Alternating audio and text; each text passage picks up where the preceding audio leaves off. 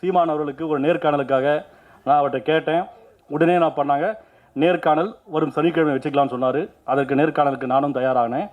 தயாராகிட்ட பிறகு நாம் தமிழ் கட்சியிலேருந்து ஒரு ஃபோன் வருது. சார் என்ன சொல்லுங்கன்னு. என்ன கேள்வின்னு கொடுத்துட்டிங்கன்னா அண்ணன் ரெடி ஆகிடுவார், நாளைக்கு காலை நம்ம இன்டர்வியூ வச்சுக்கலான்னாரு. என்னங்க இப்படி கேட்குறீங்கன்னாரு. ஏன்னா நான் சீமானை ஒரு மிகப்பெரிய போராளியாக, ஒரு மிகப்பெரிய பேச்சாற்றல் கொண்டவராக, பல கருத்துக்களை வெளிப்படுத்தக்கூடியவராக பார்க்கிறேன். முதல்ல கேள்வி கொடுத்துருங்க, கேள்வி கொடுத்து அண்ணன் தயாராகிடுவார், நாளைக்கு நேர்காணல் வச்சுக்கலாம்னு சொன்ன பிறகு எனக்கு ரொம்ப ஆச்சரியமாக இருந்துச்சு.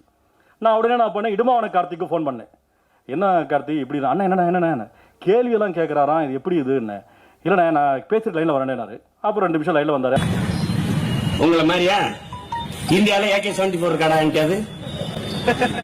அந்த கூரையில AK-47 துப்பாக்கி ஒரு 10, PK-47 துப்பாக்கி ஒரு 8 இருக்கு, எடுத்து கையில கொடுத்து விடு. AK-74 இருக்கா? AK-74 ரஷ்யாவுக்கு அப்புறம் என் தலைவன் படையில தான் இருந்தது.